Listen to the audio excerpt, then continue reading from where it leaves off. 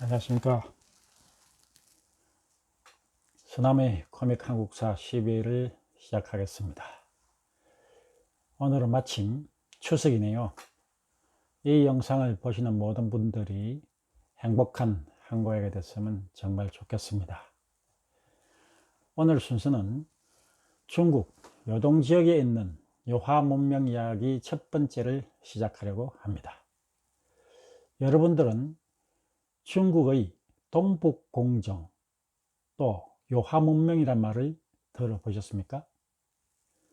물론 이 두 단어는 우리가 모르고 지내도 전혀 문제가 없는 그런 단어입니다. 하지만 알고 나면 정말 우리나라가 힘이 없으면 큰일 일이겠구나 싶은 생각이 드실 겁니다. 먼저 동북공정이란 말은 쉽게 말해서 동북 역사 프로젝트란 말입니다. 요하문명이란 말은 중국 만주지방 요하를 둘러싼 옛 문명이 발굴된 것을 말합니다. 동북공정이라고 하면 공정에서 이 말은 영어로 하면 프로젝트란 뜻인데, 만주 일대가 현재 중국 땅인데 무슨 중국의 프로젝트가 필요하느냐고 반문하실지도 모릅니다. 그런데 그게 이렇습니다. 지난해 이미 사마천의 사기에서 말씀드렸듯이 중국의 정통 역사서들은 대체로 황화와 장강 그 사이를 중원이라고 칭하고 있으며 중국 변두리 민족을 전부 오랑캐라고 불렸습니다. 곧 남만, 북적, 동이, 서융이 그 변방의 민족들을 이야기하는 거죠. 우리나라는 어디에 속했을까요? 당연히 동쪽의 동이족입니다. 그런데 여기 동이족의 이자를 우리나라 옥편에 찾아보면 아주 우스꽝스럽습니다. 뭐라고 해석이 되어 있느냐면 오랑캐 이자라고 표기되어 있는 것입니다. 웃기지 않습니까? 우리나라 사람이 만들고 우리나라 사람들을 위해서 만든 옥편에 동이족의 이자를 오랑캐라고 부르고 있습니다. 참으로 한심스러운 일이죠.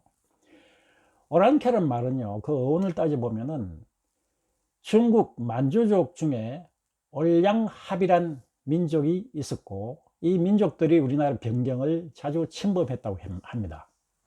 근데 이 올량합 민족의 그 조상이 수컷의 개와 여자가 결혼을 해서 태어난 아기가 그 올량합족의 선조였습니다. 다시 말해서 올량합 자손이라고 하는 것은 쉽게 이야기하면 개자식이 되는 거예요. 올량합의 만주말로 부르면 오랑카이가 되고, 오랑카이가 우리나라에 와서 오랑캐가 됐는데, 만주족을 비하해서 오랑캐라고 불렸던 말을 버젓이 우리나라 옥편이나 지금 네이버 사전 같은 데도 그게 있습니다. 이자를 찾아보면, 동이족 이자를 찾아보면은 오랑캐라고 표시되어 있어요. 우리나라 사람 보고 오랑캐라고 부른다? 제 얼굴에 침 뱉기죠. 참 이렇게 정신없는 나라가 있습니다.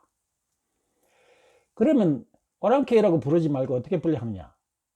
당연히 민족 이름이 이렇게 불려야 되죠. 그러면 동이라면 동쪽 민족이라 이런 뜻을 내포하게 됩니다. 이자란 그 글자를 해석해 보면요, 굉장히 좋은 말입니다. 왜냐하면 큰 대자에다가 활궁자가 들어가서 만들어진 게 이자거든요. 그러면 뭐냐면은 큰 대자라는 뜻은 아주 잘한다는 뜻이고, 활궁은 활을 잘 쏘는 민족이라는 뜻으로 이자가 만들어진 것입니다. 다시 말해서 처음에 중국 사람들은 우리 동이족을 굉장히 두려워하는 민족으로서 동이족으로 불렸는데, 오늘날 와서 우리나라 사람들 스스로가 우리를 비하해서 오랑캐라고 해석하고 있으니 참 한심한 노릇이 아닐 수 없습니다. 물론 중국 사람들이 우리나라를 향해서 오랑캐라고 할 수는 있죠. 우리가 중국 사람들을 보고 뭐라 그럽니까? 떼놈이라고 하잖아요. 마찬가지입니다. 그럴 수 있습니다. 또 이 되놈이라는 얘기도 어원을 찾아보니 이렇더라고요. 원래 되놈이라고 하는 되는 북쪽 사람을 말하는 말이었습니다. 북쪽 사람, 즉 만주족을 이야기했던 건데, 이 만주족을 말하던 되놈이 이제 만주족이 중국 천하를 다 점령을 했단 말이죠. 그러니까 자연스럽게 중국 사람 전체가 되놈이 됐고, 특히 6.25 전쟁 중에는 중국 군대가 무려 100만 명 가까이 우리나라에 쳐들어왔습니다. 그야말로 개떼같이 몰려오는 중국 군인들을 보고서 떼놈이라고 할 수밖에 없었던 그런 이제 이름이 중국 떼놈이 되는 겁니다.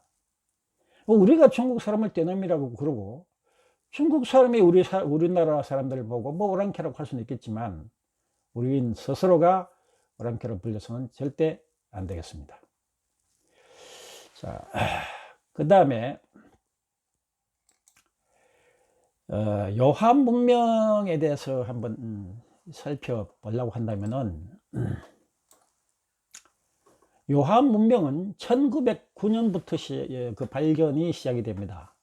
그것도 그 중국 사람들이 처음부터 찾아낸 게 아니고 1909년에 일본 고고학자인 도리 류조라는 학자가 중국 내몽고의 적봉, 중국말로 치펑이라고 합니다. 치펑시 인근에서 많은 신석기 시대 토기들을 발굴하게 됩니다. 그로 인해서 발견이 시작된 요한 문명이 이제 해방 이후에 중국 정부가 본격적으로 발굴해 보니, 놀랍게도 BC 7000년 전부터의 유물이라고 밝혀진 겁니다.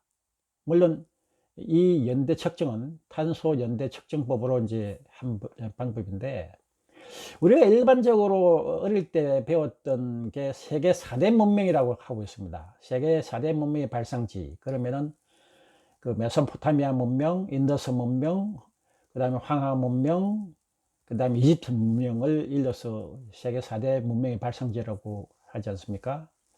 이 세계 4대 문명 발상지 중에서 황하 문명이 비교적 늦게 출발했다고 알려져 있고, 약 BC 한 4000년 정도로 이렇게 알려져 있는데, 이 요한 문명에서 나온 문물들을 측정해 보니까 무려 2000년이나 앞당겨지는 겁니다. 역사상으로 가장 일찍이 개발된 문명이 이제 메소포타미아 문명이라고 하는데, 메소포타미아 문명보다도 지금 이 요한 문명이 적어도 1000년 이상의 역사가 더 빠른 겁니다. 그러니까 세계 가장 오래된 문명이 바로 이 요한 문명이다 보니까 중국 사람은 어떻게 되겠습니까?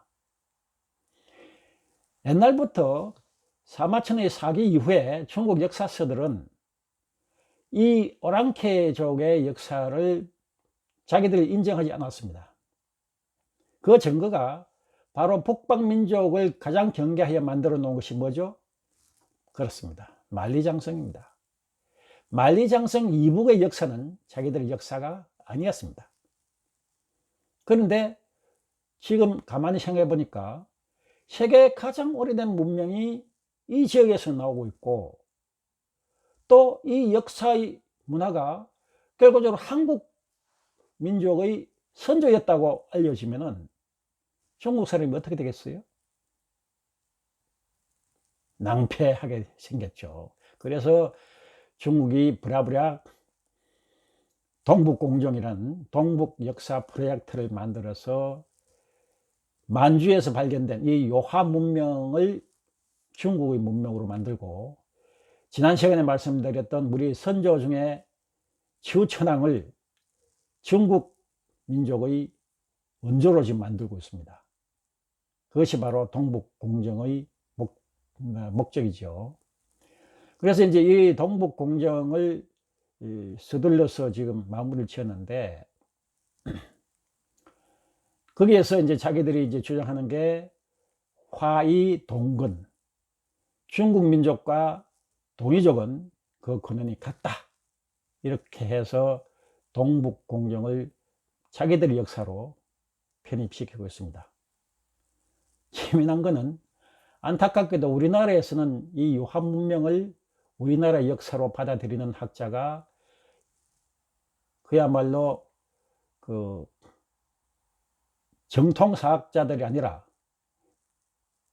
강단 사학자가 아닌 비전문가 내지는 한마디로 변두리 사학자들이 주장하고 있는 내용이고, 강단 사학자들은 이런 사람들의 주장을 사이비라고 몰아붙이고 있는 기가 막힌 현실이 있습니다. 오늘은 일단 이 요한 문명에 대한 소개만 간단하게 하겠습니다. 요한 문명을 제가 그 도표에서 보여드렸듯이 제일 먼저 시작되는 것이 소화서 문명입니다. 소화서 문명은 약 BC 7000년부터 시작되고 있는 내몽고 적봉시에서 나오고 있는데요. 이 소화서 문화부터 시작해 가지고 그 다음에 하가점 문화까지 연결되는 이것을 일반적으로 요한 문명이라고 하는데, 우리가 그 문명과 문화가 뭔지 조금 헷갈리는 분이 계실지 몰라서 첨언을 해드린다면은, 영어로 표시하면 쉽게 구분이 갑니다. 문화라고 한다면 컬처, 경작하다, 이런 뜻입니다. 다시 말해서 인간이 활동하는 모든 분야, 모든 것들을 일러서 이제 문화라고 하고 있고, 이 문화가 모여서 그 상위 단계가 바로 문명이 됩니다. 문명의 영어 뜻은 civilization, 다시 말해서 도시화라는 거죠. 여러 개의 문화가 뭉쳐져서 도시국가가 되는 이것이 바로 문명이라고 할 수 있겠습니다. 그래서 오늘은 기본적인 이 요한 문명의 여러 단계만 보여드리고, 다음 시간에 이러한 각 요한 문명 내의 각 문화가 또 우리나라 환단고기의 역사와 어떻게 연결되는지를 한번 살펴보는 시간을 갖도록 하겠습니다.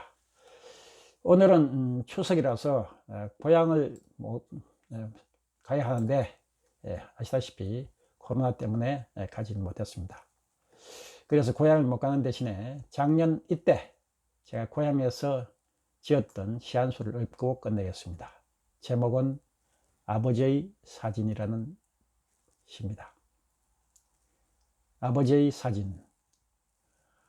오래전에 돌아가신 우리 아버지, 음성도 기억나지 않고 얼굴조차 기억이 없다.